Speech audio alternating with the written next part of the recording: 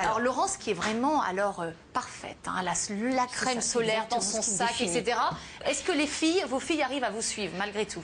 J'ai beau leur répéter, c'est vrai que j'en ai vu encore revenir une il y a 2 jours avec un coup de soleil et pourtant il y a suffisamment de crème solaire à la maison, il y en a dans son sac, mais simplement elles n'ont pas le réflexe de les utiliser.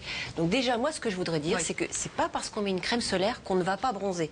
On va bronzer un petit peu plus lentement peut-être, mais il n'y a pas d'écran total. D'ailleurs le terme maintenant est interdit sur les étiquettes de cosmétiques, il n'y a pas d'écran total, on n'est jamais protégé à 100%. Ça n'existe pas. Ça n'existe pas. Donc on peut se mettre une crème, on va quand même bronzer un peu plus lentement, c'est vrai, mais de façon un peu plus jolie aussi, parce que ce sera plus harmonieux, plus homogène.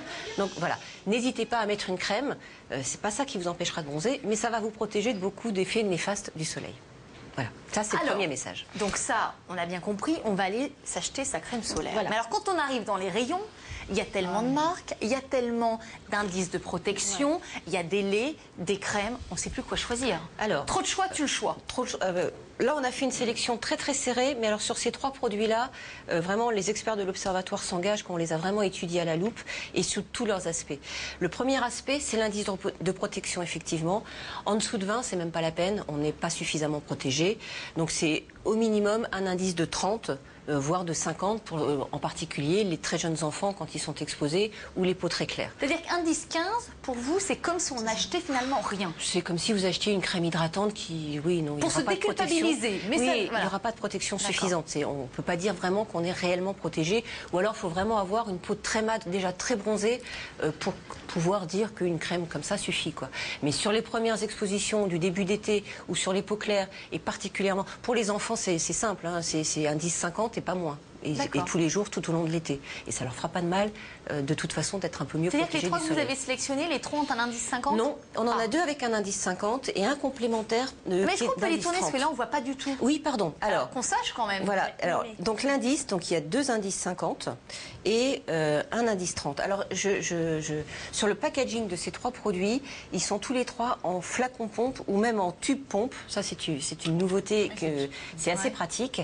La pompe, dans un produit solaire, ça permet aussi d'épargner à la crème les atteintes du sable, de l'eau, parce qu'il est vraiment bien protégé dans sa pompe. Et donc ça permet de mieux sur l'autre. Jamais. Alors, il faut dit de mettre au réfrigérateur. Alors bientôt, le réfrigérateur est devenu un lieu cosmétique. Une crème que vous entamez un été, si elle n'est pas finie à la fin de l'été et que vous l'utilisez pas, par exemple, au maximum l'hiver suivant, il faut plus l'utiliser après. Il faut savoir que les filtres solaires, les filtres d'origine synthétique surtout, ont tendance à se dégrader dans le temps. Donc ils sont de moins en moins efficaces. Et une crème solaire avec un certain indice, l'été suivant, elle sera plus aussi efficace. Vous ne serez plus protégé comme vous le pensez. Donc vraiment, préférez les petits contenants à ce moment-là. Préférez acheter, vous voyez, des petits contenants comme ça. Vous êtes sûr d'utiliser la totalité du tube pendant l'été et ça suffit amplement. Il ne faut pas le réutiliser l'année d'après. Laurence, pourquoi ces 3 crèmes, celle-ci et pas d'autres? Qu'est-ce qu'elles ont en plus? Elles ont d'abord de bons indices de protection et surtout elles offrent une protection anti-UVB et anti-UVA.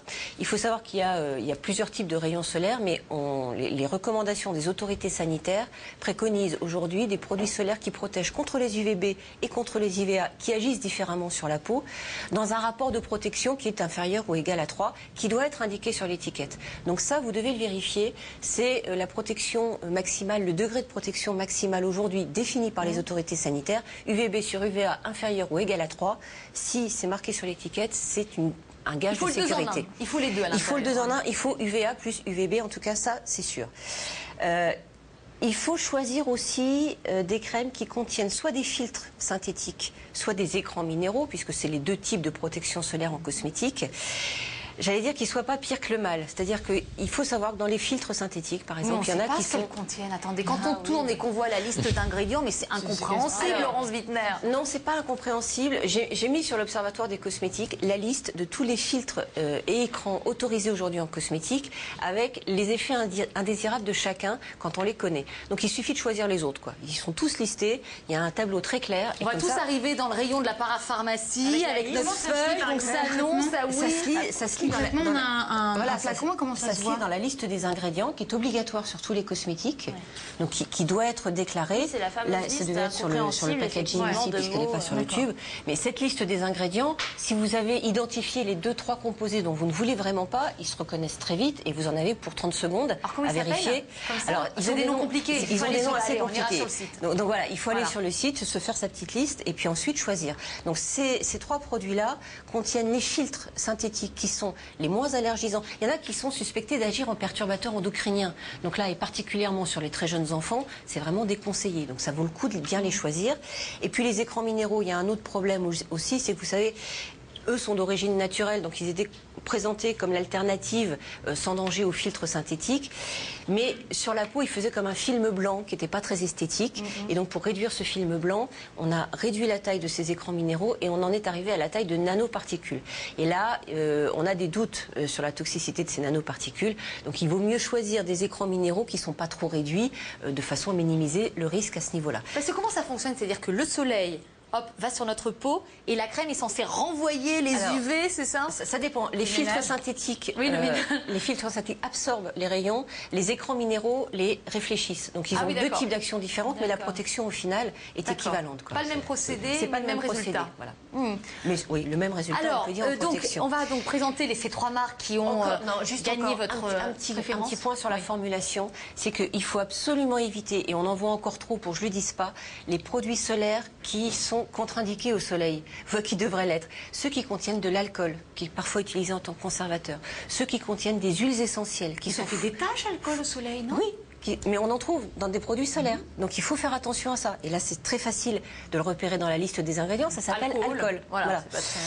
Ceux qui contiennent des huiles essentielles, qui sont allergisantes, qui sont photosensibilisantes, donc qui peuvent créer des réactions au soleil, on en voit aussi. Cela, mieux vaut les éviter, quoi. Ceux qui contiennent des parfums aussi, qui sont souvent allergisants ou photosensibilisants. Donc méfiez-vous qu'en plus de tous les critères que je vous ai donnés avant, il n'y ait pas ces ingrédients-là. Alors, vous nous présentez ces 3 marques. Alors sachant que c'est vrai qu'en général, vous donnez toujours que le trio ou il y a d'autres marques qui sont référencées sur le site? Il peut y avoir d'autres marques, mais là, c'est vrai qu'on a fait pour les produits solaires, c'est assez compliqué les produits solaires parce que si on obtient, si on prend en compte tous les critères que je vous ai dit là, finalement, on a un choix assez restreint. Ah oui. Mais ces 3 produits-là ont été étudiés sous tous ces aspects-là. Tous comprennent une très bonne protection. On a 2 indices 50, un indice 30, avec pour celui-ci, par exemple, des filtres chimiques qui sont parmi les moins allergisants, les moins suspects de toxicité. Celui-ci est très intéressant parce que il offre une protection à base de filtres chimiques et d'écrans minéraux. Donc ça, il faut savoir que les filtres chimiques, je vous l'ai dit tout à l'heure, ont tendance à se dégrader dans le temps. C'est pour ça qu'on renouvelle aussi, parce qu'ils se dégradent aussi sous l'effet de la lumière, de renouveler l'application des produits solaires toutes les 2 heures pour réactiver la protection. Les écrans minéraux sont un petit peu plus stables dans le temps. Celui-ci fait un mélange entre filtres synthétiques et écrans minéraux qui est très intéressant parce qu'on est bien protégé et en plus c'est un petit peu plus stable. Enfin, le premier, il faut être tout petit parce que, alors, vu la proportion quand même du produit, ça c'est que pour le visage. Le premier, attendez, là le premier. En fait, ils sont pas classés tout à fait comme il aurait fallu. Voilà. C'est plutôt comme ça, je crois, de mémoire. Donc le deuxième, c'est que, attendez, on sait plus.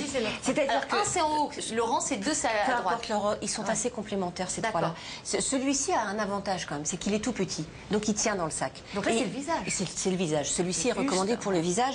Et s'il est bien pratique comme ça, il est aussi, lui, présenté... C'est bio, ça c'est quoi comme marque? C'est pas bio, c'est l'Occitane. C'est pas bio, mais c'est d'origine naturelle. Il n'y a que des écrans minéraux à l'intérieur de celui-ci. Celui-là, ça permet d'avoir des retouches sur le visage. Parce que je voudrais faire un point aussi sur les soins, les crèmes de jour ou les fonds de teint avec SPF. On se croit protégé. Il faut savoir que les fils sont efficaces à peu près pendant 2 heures. Et c'est pour ça qu'on conseille de renouveler l'application. Si on met une crème de jour le matin ou un fond de teint, même avec un SPF assez fort, on va se croire protégé. Qu'est-ce qui se passe quand on va prendre le café en terrasse à midi? On n'est plus protégé du tout.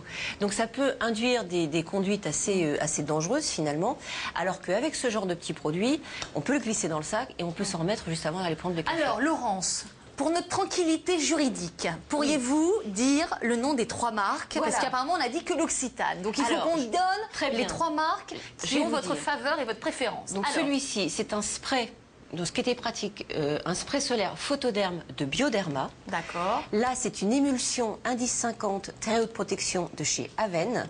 Et puis, on a ce voile solaire qui donc est de chez L'Occitane. Indice de protection 2,50, enfin, c'est oui, 2,50 et celui-ci 30.